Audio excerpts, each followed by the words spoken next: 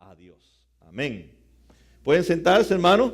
Bueno, como todos saben, esta época es una época muy bonita, donde Dios, donde nosotros la hemos diseñado para dar. Bueno, también Dios, aunque no fue esta época, pero Dios diseñó la vida, el corazón del hombre a dar. Hoy hay muchas organizaciones, como hablaba Irma, ¿verdad? La ciudad de Miami Garden va a estar ofreciendo comida, va a estar ofreciendo servicio a la comunidad, porque es un tiempo de dar. Es un tiempo también de dar y también de recibir. Nuestra iglesia el año pasado también donó 50 pavos a nuestra comunidad. Así que nuestra iglesia también aprovecha esta época para dar, porque es una época que es para dar y para recibir. Pero también es una época que nos prepara, que nos acerca al advenimiento de Jesús, del Dios hecho hombre en Cristo, que Él vino también para dar, pero para darse a sí mismo por nosotros. Este pasaje que hemos escogido esta mañana para terminar, para concluir la serie que podíamos estar un año entera. Me gusta mucho, una vez leí una biografía de Juan Calvino que dice que estuvo casi 2 años predicando el libro de Job. Qué bueno sería, ¿verdad?, estar predicando todo 2 años, un año, sobre un solo tema tan extenso como es ser generoso, como Dios es generoso con la Biblia. Pero este pasaje es uno de los pasajes de la Biblia donde más enfatiza el dar, el ser generoso. Pero es interesante, esta vez vamos a ver el dar, el ser generoso desde otra perspectiva, porque así es la Biblia, de diferentes ángulos nos habla sobre los proverbios, sobre Lucas, el encuentro de Jesús con el rico, y ahora Pablo haciendo referencia a la iglesia de Corintios. Y es interesante cómo el apóstol Pablo, inspirado por Dios, trata ahora de motivar a la iglesia de Corintios a donar, a proveer para los necesitados. Así que Pablo está motivando, provocando en nuestros corazones una motivación. Y eso es lo que queremos hacer con la iglesia Vida Nueva, motivarlos a ustedes a dar, a ser generosos con el Señor y con aquellos que nos rodean. El contexto de esta carta, o el contexto de este capítulo, el apóstol Pablo está pidiéndole a los hermanos que más tienen, que aún no han perdido su trabajo, que aún tienen forma de cómo tener un poder adquisitivo, que tienen más que otros, recoger una ofrenda, colectar dinero entre la iglesia de Corintios, entre los hermanos gentiles y judíos que tenían posibilidades de dar más. ¿Por qué? Porque esta ofrenda era destinada a la iglesia que se encuentra en la ciudad de Jerusalén. Era una iglesia que estaba sufriendo más que la iglesia de Corinto y la iglesia de Macedonia la persecución de los judíos porque estaban radicados allí en Jerusalén. Y Pablo se propone motivar a la iglesia de Corinto porque es una ciudad muy rica, una ciudad portaria, una ciudad donde realmente podemos decir que había muchos empleos, muchos negocios, y nadie podía decir en la ciudad de Corinto que no tenía dinero, que no tenía empleo. Una ciudad muy próspera en ese tiempo, que queda en Grecia actualmente. Por tanto, Pablo apela al corazón de la iglesia en Corinto para que poder recoger esta ofrenda y llevarla a la iglesia de Jerusalén, que son sus hermanos que están pasando peores situaciones que ellos. No es una ciudad próspera, no hay empleo, está siendo perseguida la iglesia. No está pasando lo mismo que está pasando la iglesia que se encuentra allí en Corinto. Así que Pablo enfatiza en la motivación, cómo motivar a los hermanos a que sean generosos, a que den. Y vemos que Pablo trata este tema una vez más sobre el dar. Pero Pablo plantea dentro de estos 2 capítulos, 8 y 9, que hay un problema en el corazón de la iglesia de Corinto, que es el dar, el ser generoso. Y Pablo también apela a esta motivación, a preguntarles a ellos dentro de la carta, ¿qué pasaría si nosotros no damos? ¿Qué pasaría si continuamos con este problema de nuestro corazón de no ser generoso? Y por último, Pablo abarca este tema diciendo, entonces, ¿cómo podemos solucionar este problema que tenemos nosotros, los seres humanos, a no dar, a no ser generosos, a no ser bondadosos? Así que teniendo esto en mente, el apóstol Pablo va a motivar a la iglesia, va a tratar de entrar en el corazón de la iglesia de Corinto para motivarlos a ser generosos y cautivar su corazón a que dé y que dé en abundancia como Dios le ha dado a la iglesia de Corinto. Usted se puede imaginar una ciudad próspera, una ciudad, no sé qué ciudad en Estados Unidos sea tan próspera, también Nueva York, no sé, una ciudad bien próspera donde nadie podía decir, yo no tengo trabajo, yo no tengo entradas. Esa era la ciudad de Corinto en ese momento en que el apóstol Pablo está mandando esta carta y está pidiéndole al corazón de la iglesia a ser generoso con sus hermanos. Allá en el Medio Oriente, a ser generoso con la iglesia de Jerusalén. Pablo comienza diciendo entonces en el versículo 8, no es que esté dándole órdenes, y lo especifica, no estoy ordenándoles nada. Pablo quiere motivarlos, no mandarlos. Dice, no estoy dándoles órdenes, sino que quiero probar la sinceridad de su amor en comparación con la dedicación de los demás. Lleven ahora a feliz término la obra para que según sus posibilidades, que eran muchas, cumplan con lo que de buena gana propusieron. Cada uno debe dar según ha decidido en su corazón, no de mala gana ni por obligación, porque Dios ama al que da con alegría. Podemos decir entonces que Pablo no quiere obligar a la iglesia, no quiere amenazar a la iglesia, no quiere meterle miedo a la iglesia de Corintios. Pablo quiere apelar a su corazón y motivar su corazón a dar. Por eso Pablo dice que Dios ama al generoso, porque con su generosidad trae acciones de gracias a Dios. Esa es la importancia de dar, porque al yo dar, al yo ser generoso, estoy expresando, estoy dando acciones de gracias a Dios. Y nosotros, como ellos, no vemos, no pensamos que al dar, al yo tener bondad hacia los demás y generosidad, estoy expresando mis acciones de gracia. Y estamos en el tiempo de acción de gracia, ¿no es así? O sea, este mes, entre comillas, está destinado, predestinado por nosotros, no por Dios, para que sea el mes de acción de gracias. ¿Cómo vamos a hacer entonces acciones de gracias a Dios? Si no damos, si no somos generosos, si todavía seguimos con nuestro corazón que no hay generosidad en él. Dice Pablo entonces a la iglesia de Corintios, Dios los ama. Y en la forma en que ustedes expresan ese amor hacia Dios, esas acciones de gracia, es dando y siendo generoso con los demás. Pablo está hablando a cristianos, a la iglesia de Corinto, que está allí en la ciudad de Corintio, y quiere no darle órdenes. Pablo no quería obligarlos a ellos, sino más bien motivarlos a ser generosos. Es triste cuando usted escucha predicadores, cuando usted escucha iglesias que casi obligan a los hermanos a dar, que les meten miedo, que tratan de sacarle el dinero del bolsillo. Esa no es la mentalidad de Dios, esa no es la mentalidad de la Biblia. La Biblia apela a nuestras motivaciones para dar en acciones de gracias a Dios. Lo opuesto a ser generoso es ser egoísta. ¿Amén? ¿Es así o no? Lo opuesto a ser generoso es ser egoísta.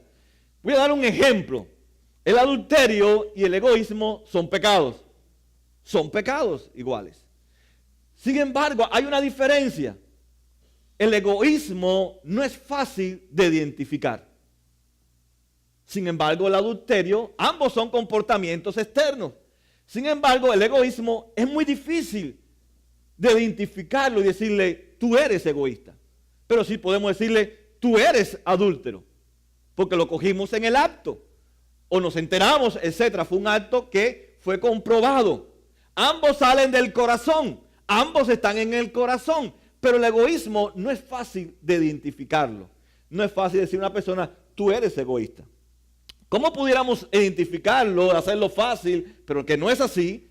Es si nosotros pudiéramos decir, si usted da esta cantidad de dinero, usted es generoso. Si usted da esta cantidad de dinero, es egoísta. Pero no es así. No podemos decir a una persona, porque diste $1,000, eres generoso, y porque diste 20, eres egoísta. Es difícil de identificar el egoísmo en nuestro corazón.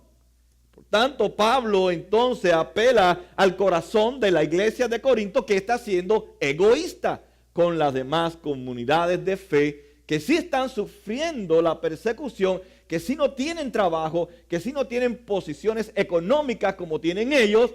Sin embargo, había un problema en el corazón de esta iglesia. era una iglesia egoísta. Y el egoísmo delante de Dios es pecado.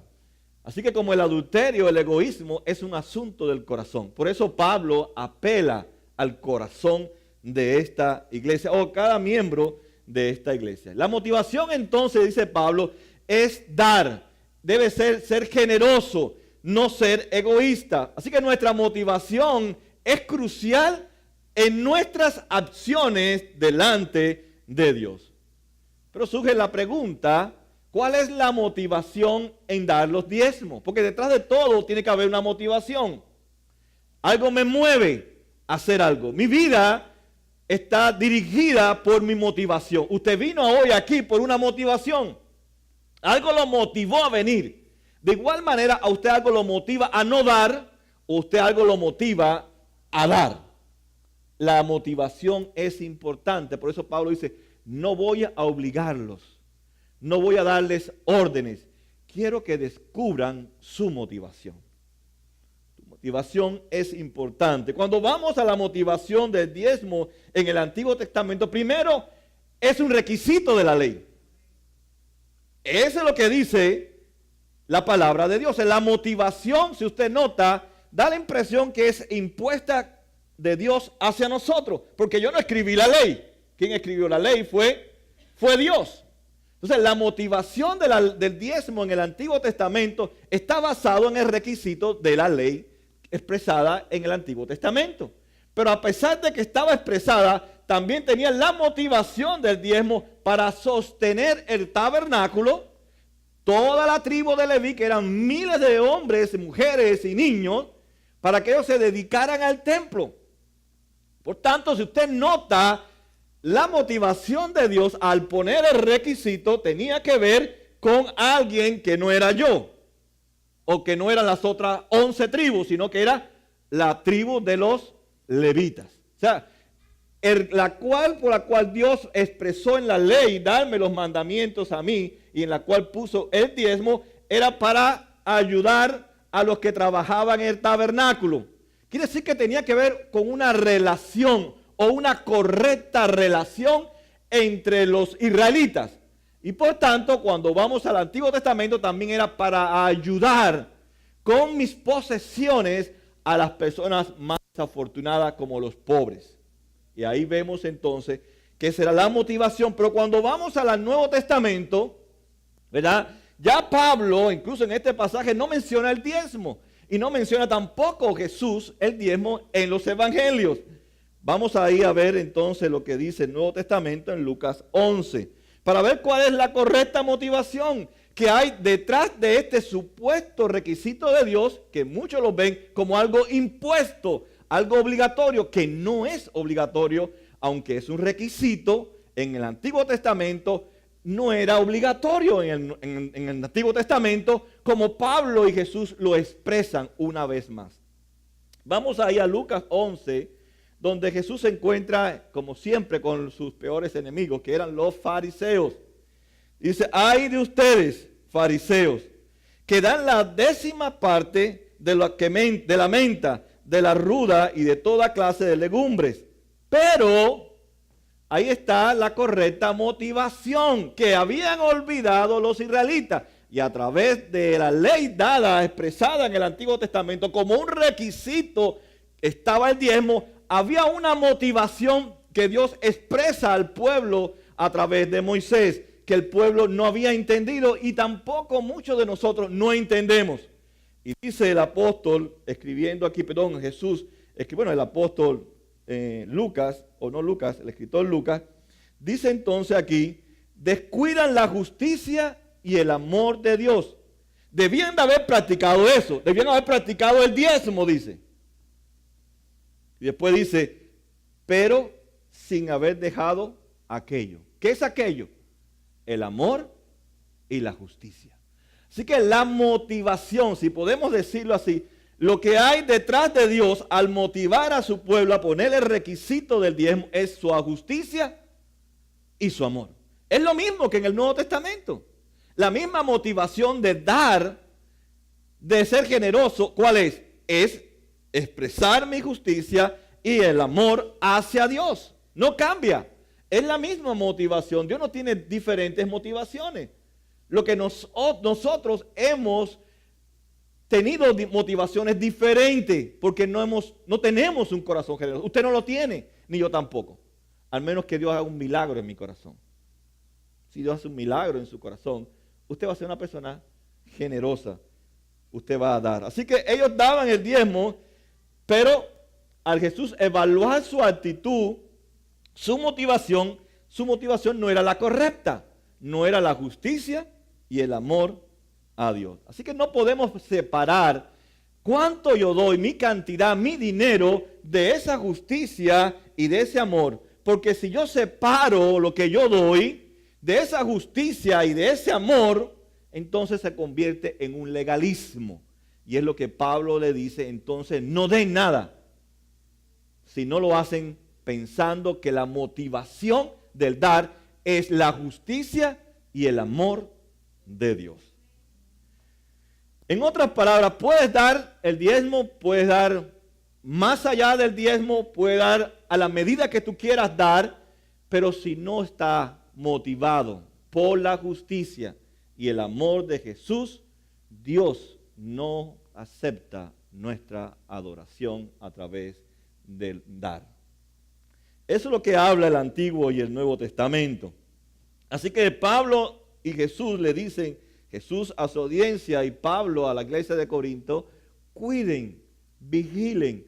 ¿Cuál es la motivación que ustedes tienen al dar? Es muy importante la motivación nuestra cuando estamos dando a Dios. Algunos, por ejemplo, dan porque quieren sentirse bien con Dios. Otros quieren que otros vean que somos bondadosos. Otros quieren ver cuánto Dios nos ha bendecido. Que digan que soy generoso. Pero cada vez que yo hago énfasis en mí, estoy siendo egoísta. Pero es difícil ver que soy egoísta. Porque ya no estoy dando de mí, sino estoy dando por la incorrecta motivación para que se hable de mí. Y no de la justicia y el amor de Dios. Muchos también dan como un negocio. Usted lo ve, los pactos que hacen la gente por ahí.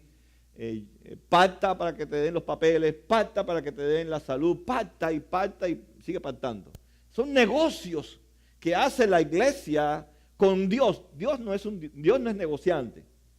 Los que somos negociantes somos nosotros y somos malísimos negociantes por el pecado que hay en nosotros. Dios es un Dios que no hace negocio, no le gustan los negocios, Él regala. Él no hace negocio, Él regala, porque es un Dios de dádiva. Entonces, las motivaciones a veces nos lleva a pensar, como Jesús pensó los fariseos, que somos legalistas, que damos para ser reconocidos delante de nosotros, de otros. Pero si nuestro corazón es generoso, está lleno de gozo, de alegría, de bondad, de generosidad, entonces para nosotros no va a ser un problema dar. Para nosotros no vamos a tener que hacer como los fariseos de sonar las campanas y hacer una cantidad de ruido para que se enteren de que somos generosos. Entonces vemos que hay que tener cuidado con nuestra motivación. Si entonces somos por naturaleza egoístas, tenemos que cuidar nuestro corazón. Usted sigue siendo egoísta. No caiga en la negación de decir yo no soy egoísta. Usted es egoísta. Yo soy egoísta. ¿O no es así? Usted tiene, si no lo reconoce, usted está indignado, está en negación, no quiere aceptarlo. Su naturaleza, al caer nosotros en Adán, todos sin excepción, incluyéndome a mí, somos egoístas. Porque no tenemos un corazón por naturaleza generoso. Por eso Dios tiene que intervenir a través de la ley para cambiar el corazón egoísta de Israel o de los hebreos en este entonces con Moisés, para que tengan un corazón generoso. Así que usted no tiene un corazón generoso. Usted no lo tiene. Usted lucha día a día ser generoso, porque el egoísmo está ahí en nuestros corazones. Y eso es lo que Pablo le dice a la iglesia de Corinto, que ellos tienen un problema, la iglesia tiene un problema, el cristiano tiene un problema, que es que somos egoístas. Por eso Pablo en el capítulo 8 usa una ilustración de la iglesia que está en Macedonia, que dice que es más pobre que ellos, para mostrarles, para ilustrarles que ellos son egoístas. Vamos a leer ahí en capítulo 8, en el versículo 1 hasta el 5. Dice, ahora hermanos, queremos que se enteren, dice Pablo. No le está echando en cara nada, que se enteren cómo la iglesia que está en Macedonia, más pobre, más humilde, con menos trabajo, con menos entrada, quiero que se enteren cómo ellos valoran la gracia de Dios y ustedes que tienen mucho no la están valorando. Eso se puede aplicar podemos decir que Estados Unidos es Corintio, y Latinoamérica es Macedonia y Jerusalén. O sea, nadie viene a Estados Unidos para morirse de hambre.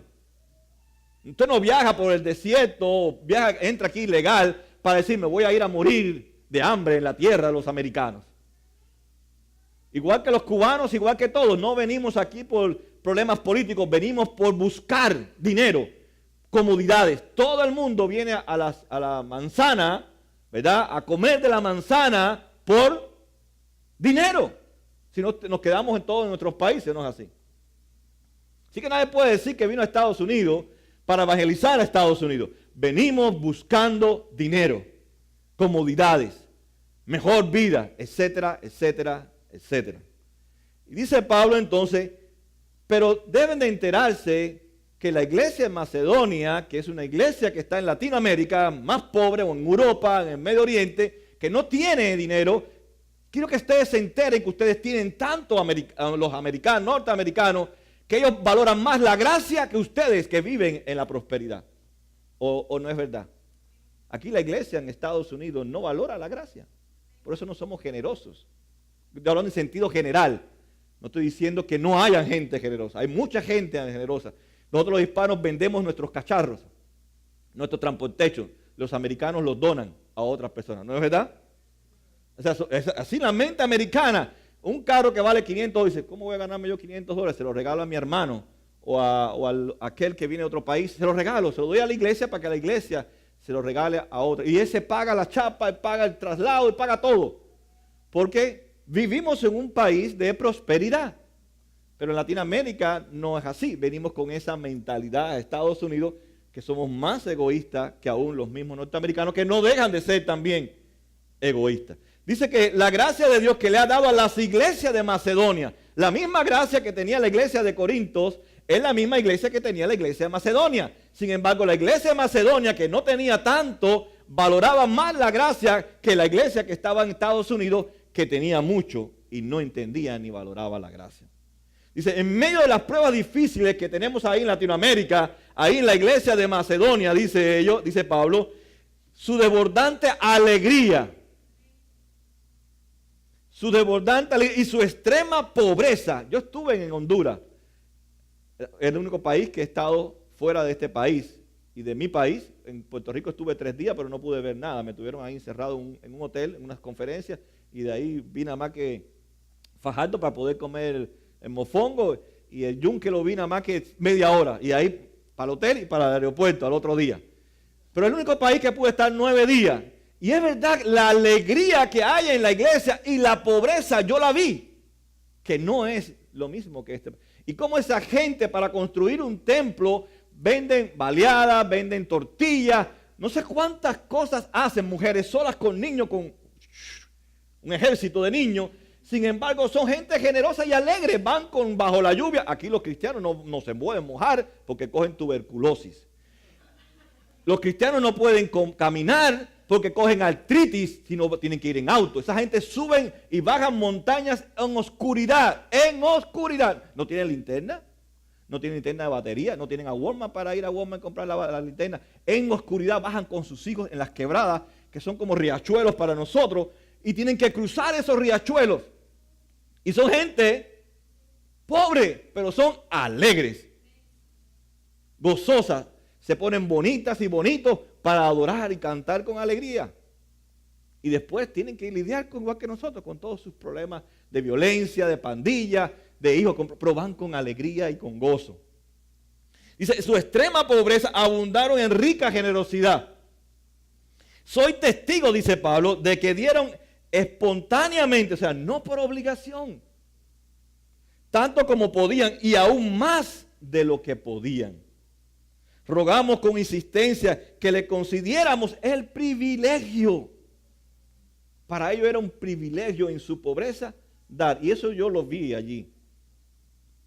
Dice, de tomar parte en esta ayuda para los santos, los que estaban en Jerusalén, incluso hicieron más de lo que nosotros esperábamos, ya que se entregaron a sí mismos, primeramente al Señor y después a nosotros conforme a la voluntad de Dios.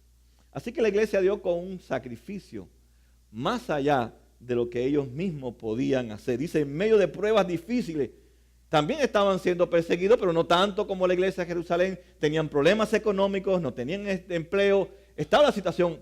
Macedonia no era una región tan rica y tan próspera como estaba en Turquía, como era Grecia en ese entonces.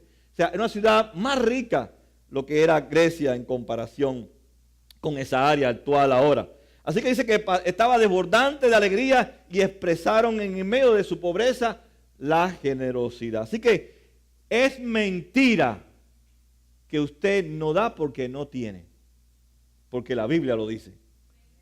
Si los pobres dan con alegría y de generosidad, entonces la generosidad no tiene que ver con la pobreza o con la riqueza, tiene que ver con tu corazón. No eres generoso no porque no tienes, es porque tu corazón no es generoso. Quítese eso de la mente, no se engañe. No somos generosos no porque yo no tenga los $20. Es que aunque tenga los $20, tú no lo vas a dar porque tu corazón es egoísta.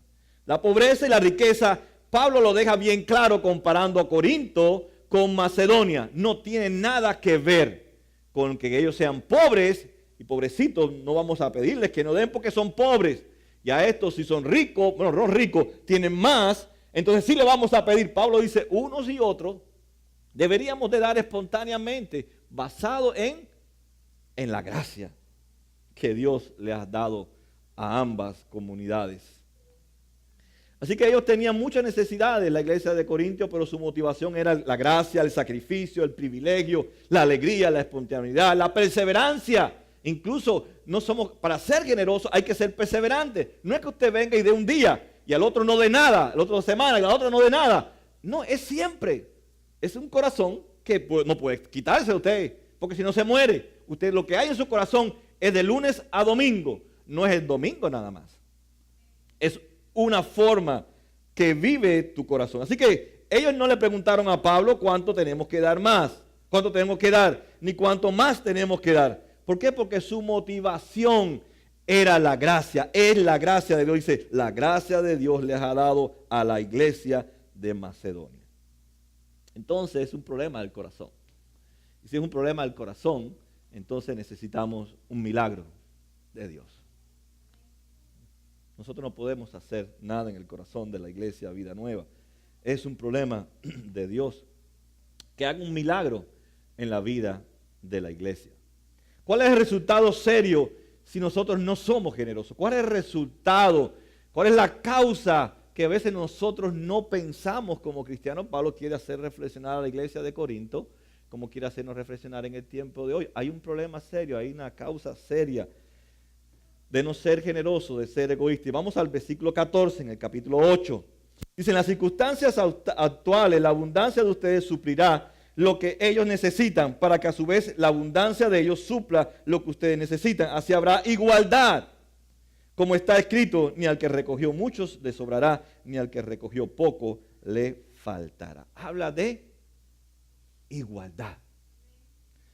No sé si usted ha podido, cuando usted lee la Biblia, no sé si usted se estremece o usted la lee por leerla, pero yo cuando leo la palabra de Dios, a mí me tiene que desafiar. No es que no hay otra.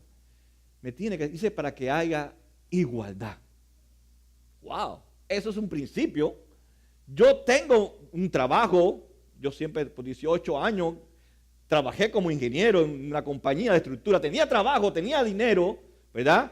Pero Dios quería que con mi dinero hubiera igualdad para aquel que no tenía la posición que yo tenía. Ese era el principio. Tú tienes, aquel no tiene, pero yo quiero que tengan todos igual. Eso es un principio que va en contra del egoísmo y a favor de la generosidad. Y Pablo, cuando cita o cita en este pasaje, está citando Éxodo 16, una vez más. La ley de Dios haya dado en el Éxodo. Dice el 16. Estas son las órdenes que el Señor me ha dado. O sea, Moisés hablando. Recoja cada uno de ustedes la cantidad que necesite. Fíjese, la cantidad que necesite. No es recojan hasta que le abunde a tu familia. Escuchen, el principio que Dios nos trae desde el Antiguo Testamento, que excede al diezmo. Olvídese del diezmo, ¿verdad? Olvídese del diezmo en cuanto al concepto que usted tiene. Póngalo desde la perspectiva dada de Dios hacia nosotros. Fíjate cómo dice el Éxodo. Dice, recoja cada uno de ustedes la cantidad que necesite para toda la familia. No recojas más maná. No recoja 2 carritos de maná, un carrito por familia. ¿Cuántos son? 20. Ok, con carrito y medio te alcanza. Son 10 con un carrito. No coja 6 carritos para 20 personas. Dice entonces aquí, la cantidad, calculando 2 litros por persona. 2 litros, hasta fíjate que Dios le dice, no puedes coger 3. Aunque tú tengas más posibilidades que otro, llegaste primero a la cola o a la línea, no cojas 4, coge 2. Y después continúa hablando, así lo hicieron los israelitas. Algunos recogieron mucho, otros recogieron pocos. Pero cuando lo midieron por litros, ni al que recogió mucho le sobraba, ni al que recogió poco le faltaba. Cada uno recogió la cantidad necesaria. Muy lindo el principio, pero no lo practicó Israel. Si usted continúa la historia, ¿qué hacían los israelitas? No me está viendo Pedro, déjame guardar un poquito de maná para mañana. Y lo metían ahí en la tienda, de la tienda donde ellos vivían. Déjame ver que no me vea Luis. Oye, mira, déjame aguardar. ¿Y qué pasaba la otra mañana? Estaba podrido el maná. Una vez más, Dios está en contra del que guarda mucho, de que no da. Por eso le digo, quiero que haya igualdad en todo. En que tiene 10 hijos y el que tiene 1, cada uno va a recoger según la cantidad. 2 litros por persona. Para que no pueda decir, yo recogí 100 litros, pero yo recogí 20. Bueno, yo somos 100 personas y ustedes son 20 nada más. No, todos recogieron. Así que detrás de todo eso era la igualdad en las relaciones humanas. El pecado es el que nos hace ser egoístas, en que yo quiero tener más que ustedes y ustedes quieren tener más que yo. Cuando Israel salió al desierto, sabemos que ellos no tenían la capacidad de poder subsistir si no era por Dios, si no Dios no hacía un milagro. Y es interesante, ellos deberían entonces depender día a día ¿de quién? De Dios. Y esto nos lleva a otro principio. Si usted tiene la bendición de los Corintios, de la ciudad de Corinto, o sea, usted es corintios, es una bendición que Dios le ha dado. Es un milagro de Dios. Es una provisión de Dios. Para que usted piense en aquel que vive en Jerusalén o que está en su alrededor, en su familia, en su iglesia, que no tiene la misma posibilidad que usted tiene ahora en este momento. Y eso es lo que Pablo está diciendo. No deberíamos entonces ser egoístas. Si de todas maneras, ¿de dónde ha venido todo? Mi trabajo, ¿de dónde vino por 18 años? De Dios. De Dios. ¿Y su trabajo de dónde viene? Es un regalo de Dios. Para eso mismo, para que el que no lo tenga, usted pueda ayudar al que no tiene, para que haya igualdad. Por un lado, entonces, Dios nos dice, o le dice a sus discípulos, móntense en el bote y salgan a pescar. Pero por otro lado, Dios le dice a los discípulos, un momento, yo voy a sacar los pescaditos que ustedes no puedan pescar. ¿No es así? ¿Acuerdan la pesca milagrosa? Pedro dijo, hemos tirado las redes toda la madrugada, toda la noche y nada. Ok, pero vaya, trabaja, que yo voy a proveer. O sea, Dios nos manda por un lado a trabajar, a hacer algo. Pero por otro lado dice, no te olvides que es un regalo, que tú trabajes, es un regalo lo que tú vas a recibir a través de cualquier compañía, de cualquier cosa que tú hagas. Así que Dios nos está diciendo que no trabajemos y nos va a caer maná del cielo, sino que trabajemos, pero que pensemos que es un milagro el trabajar.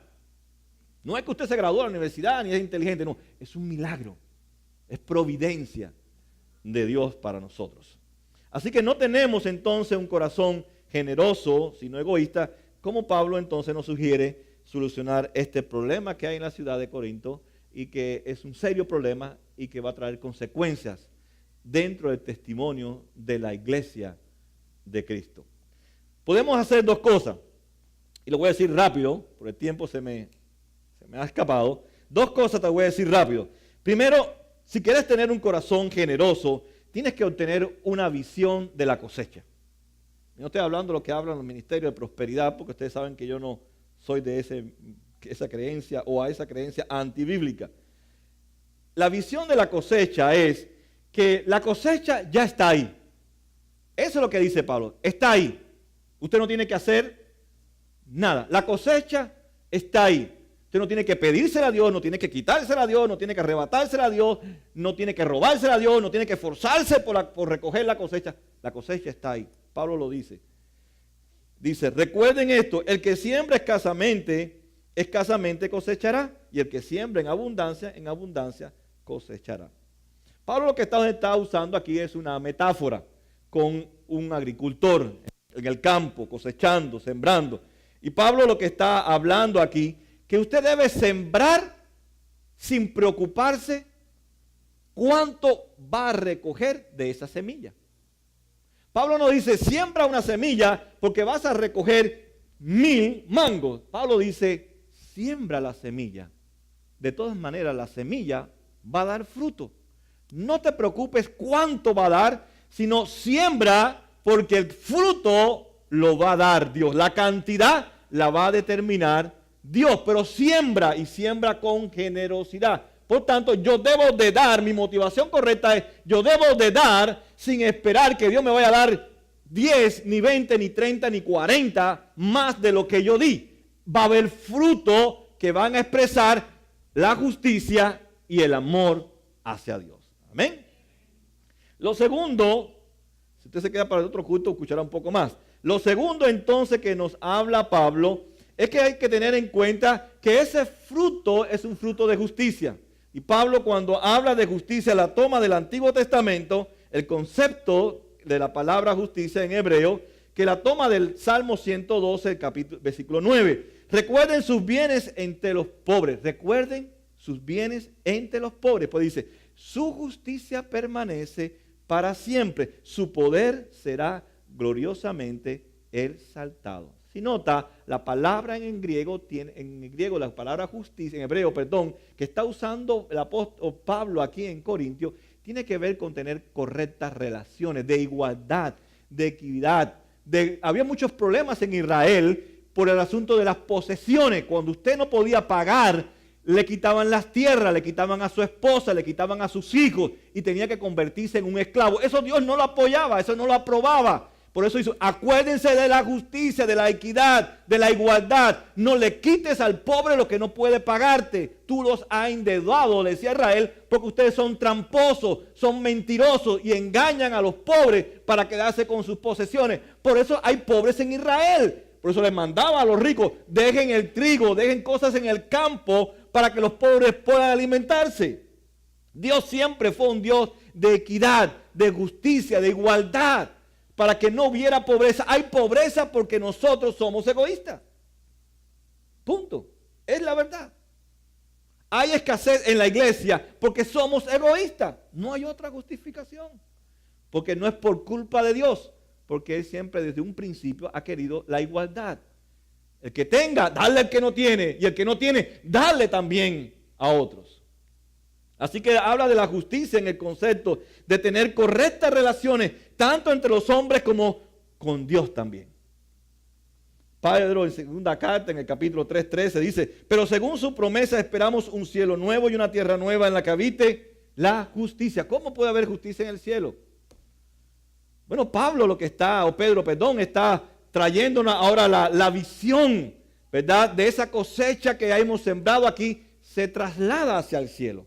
la justicia en el cielo. Quiere decir que la justicia entonces trae sanidad. En el cielo no va a haber muerte, ni separación, ni sufrimiento, ni hambre, ni pobreza. Dice, y habitará la justicia. Dios aún en medio de su pueblo quiere justicia y en la eternidad va a haber justicia. Tener correctas relaciones, igualdad entre todos, que la sanidad va a venir por el segundo punto de vista, que tengamos en cuenta entonces nuestra salvación. Es lo que dice el apóstol Pablo. Tengan en cuenta, dice en el versículo 15, gracias a Dios por su don inefable. ¿Cuál es el don inefable? La salvación.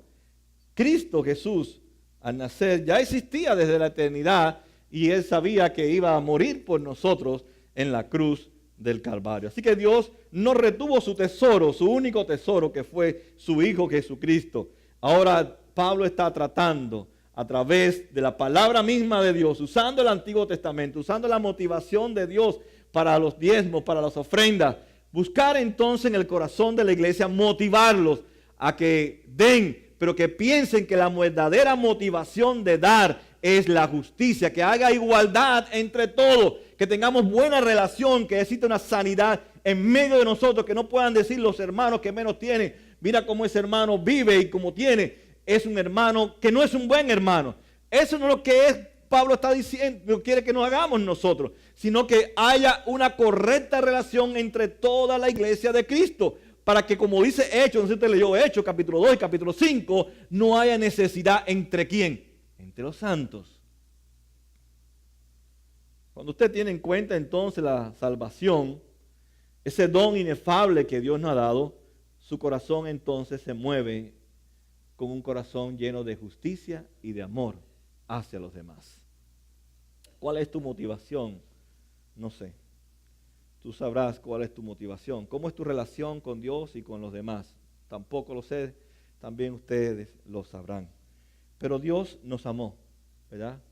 Dios nos amó y mostró su amor por nosotros, para que nosotros también mostremos el amor hacia los demás. Dios realmente nos pide esta mañana que no escuchemos nuestros corazones, porque son egoístas. No escuches tu corazón. Engañoso es el corazón más que todas las cosas. El corazón te dice, es difícil dar. Si yo doy, no voy a tener para pagar mis gastos, no voy a tener para salir de mis deudas. Eso dice tu corazón, ¿o no es verdad? Porque mi corazón dice también lo mismo. Si doy, me voy a quedar con menos. Pero Pablo le dice, no escuche tu corazón, escucha la gracia, escucha la cosecha, que ya Dios la preparó para que haya igualdad entre tus hermanos. Escucha el corazón tuyo, que hay alguien que ha muerto por ti en la cruz del Calvario, que te salvó, que te rescató, que nos ha dado vida. Entonces Pablo dice, apliquen el evangelio a su corazón. Aplica la gracia de Dios. Aplica el sacrificio de Cristo en tu corazón. Abraham fue bendito, Moisés fue bendito, David fue bendito, porque Dios le apareció a ellos en una forma que no se nos ha aparecido a nosotros. Sin embargo, Dios nos entregó por ellos. Se les reveló, pero por nosotros sí se entregó en la cruz del Calvario. Para ellos fue una esperanza que no vieron. Sin embargo, fueron generosos. Nosotros que ya hemos visto y experimentado esa esperanza que es Cristo, ¿cuánto más generosos no deberíamos ser que Moisés, que Elías, que David? Deberíamos ser más, porque ellos vivieron en una esperanza que nunca vieron, pero que murieron en que un día su Redentor vendría otra vez. Quiero terminar entonces. Jesús lo dio todo por nosotros, para que nosotros seamos generosos, para que tengamos una visión de la cosecha, una visión de nuestra salvación, para que haya igualdad en medio de la iglesia, para que vivamos en justicia, en buenas relaciones con los demás y en amor hacia Dios. Y cada cosa que hagamos a través de nuestros actos de generosidad, sean nuestras acciones de gracia. No sé si te vas a comer un pavo o te vas a comer una piedra, pero el pavo o la piedra no determina ninguna acción de gracia. Eso es pura fantasía de los Estados Unidos, de la mentalidad legalista de este país y del mundo entero. Muchos se comerán pavos y no están dando gracias. Paganos y no paganos, cristianos y no cristianos. Por eso Dios nos manda a evaluar nuestro corazón. Ten cuidado con tu corazón. Tus acciones de gracia no es un plato de comida. Tu acción de gracia es la justicia y el amor. Pongámonos de pie para orar.